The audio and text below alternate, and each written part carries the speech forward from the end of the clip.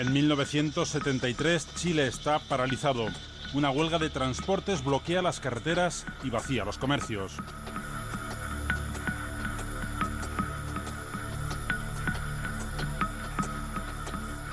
Todo esto provocó un estado general de efervescencia, de inquietud muy grande, que terminó con el acuerdo de la Cámara de Diputados de 22 de agosto del 73, haciendo un llamado muy explícito a las Fuerzas Armadas a poner término a todas las situaciones de hecho que refirió en largos considerandos que, a mi juicio, resumen la situación de Chile en esos 3 años.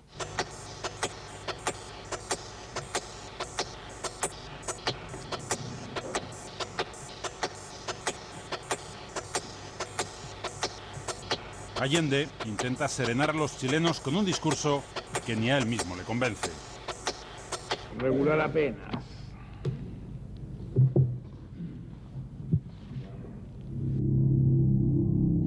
Se acerca el final y en su interior crece la sensación de que su figura es un obstáculo, que su continuidad en el gobierno forma parte del problema y no de la solución. Unos 15 o 20 días antes, un día me citó Allende a las 8 de la mañana a Tomás Moro. Fui a Tomás Moro a esa hora. Y a él le gustaba tomar baño de tina. Y él estaba en el baño de tina. Entonces me dijo que pasase, que entrase. Entré al baño. Y él estaba metido en el baño. Y estaba hablando de algunas de las cosas que me había encargado, y él en el baño.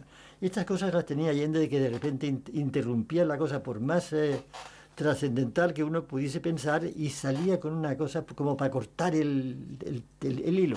Entonces me hizo un infartito aquí en la tina, y se acala todo el problema político, un infartito. Entonces yo pensé que él visualizaba su muerte como una solución política para el pastel político que estaba armado. Y a los pocos días, yo no recuerdo si fueron 5 o 6 días, pero muy pocos días, hablando con él también en Cañaveral, de repente me interrumpe y me dice, así, tal cual él se suicidó. Con eso me dijo, terminamos. Hoy, comentarios como este dejan poco margen para la duda, pero todas las incertidumbres sobre la causa de la muerte de Allende fueron reales y lógicas durante la dictadura. La versión del suicidio no se convirtió en verdad oficial hasta principios de los años 90, pero nunca se ha entendido el porqué. Fue entonces cuando se celebró esta exhumación secreta en el cementerio de Viña del Mar. Su cadáver, desfigurado, no dejaba margen para el debate.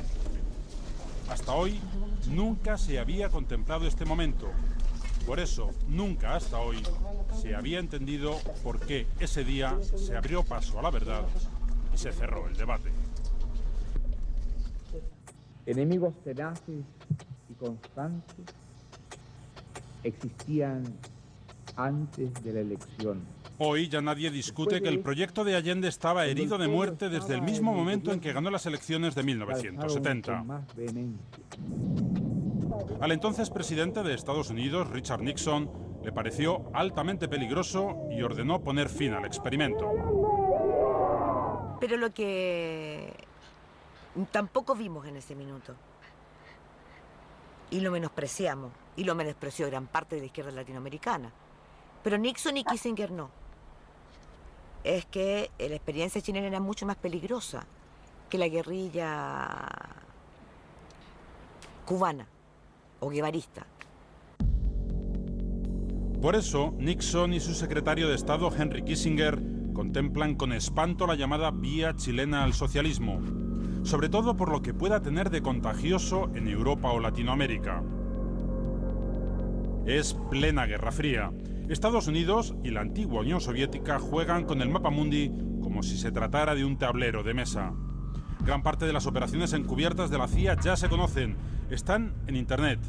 En la red se pueden consultar decenas de documentos desclasificados que provocan estupor. El 15 por la tarde, hasta se sabe la hora, a las 3:25, el señor Nixon llama a Helms, el jefe de la CIA, y le dicta. algo que ha sido tantas veces repetido. En síntesis, $1 millón, 10 millones, más si son necesarios. Me hacen crujir a la economía chilena. Los mejores hombres en el caso. 48 horas de tiempo para que me den un proyecto para actuar. Aparte, dejar aparte la embajada. Eso era mucho antes de que Allende asumiese el poder y que nada de las medidas buenas o malas que pudo haber tomado Allende después. Ese era el mandato claro, preciso y concreto. Allende es consciente de todos estos planes, en los que están envueltos desde el diario chileno El Mercurio a la multinacional ITT. La ITT pretendió intervenir en la política chilena. Él estaba consciente de que la CIA estaba ayudando a que las fuerzas golpistas chilenas, militares y civiles, se expresaran a través de un golpe militar.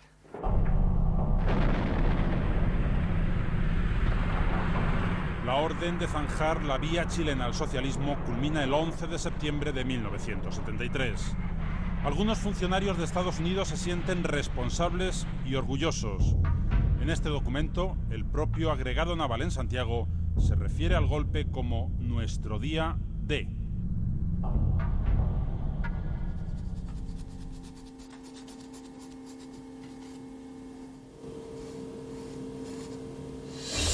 Hay una comunicación, una información de personal de la Escuela de Infantería que está ya dentro de La Moneda. Por la posibilidad de interferencia la voy a transmitir en inglés. They say that Allende committed suicide and is dead now. Díganme si entienden. Entendido perfectamente, cambio.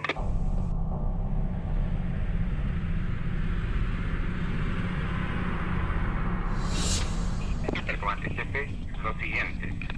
Es indispensable que a la brevedad posible certifiquen la causa de la muerte del señor Allende, con el objeto de evitar que más adelante se nos pueda imputar por los políticos a las Fuerzas Armadas el haber sido los que provocaron su fallecimiento. La orden la tramita el inspirador del golpe, el general Sergio Arellano Stark, que luego se revela como uno de los más brutales verdugos de la dictadura. El cadáver recorre las calles vacías de un Santiago en estado de sitio. Llega al hospital militar y allí, durante 6 horas, practica la autopsia un grupo de médicos militares y civiles. El resultado se mantiene oculto hasta que lo descubre la periodista Mónica González. La encontré, estaba muy oculta. Me costó bastante convencer a quien la tenía guardada, un ejemplar por lo menos, me la diera. He llegado a la conclusión que el tema central es que ellos dicen que Allende era un borracho, que Allende era un ser, un burgués. Y esa autopsia demuestra que no tenía 1 miligramo de alcohol en la sangre.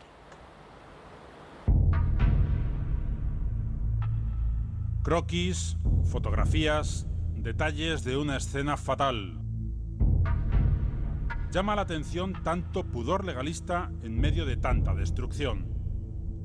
La policía de investigación cuida hasta el más mínimo detalle. Realiza un informe minucioso y certero que permanece oculto durante años y que habría confirmado la versión del suicidio. La autopsia apunta en la misma línea y se cierra con una frase concluyente.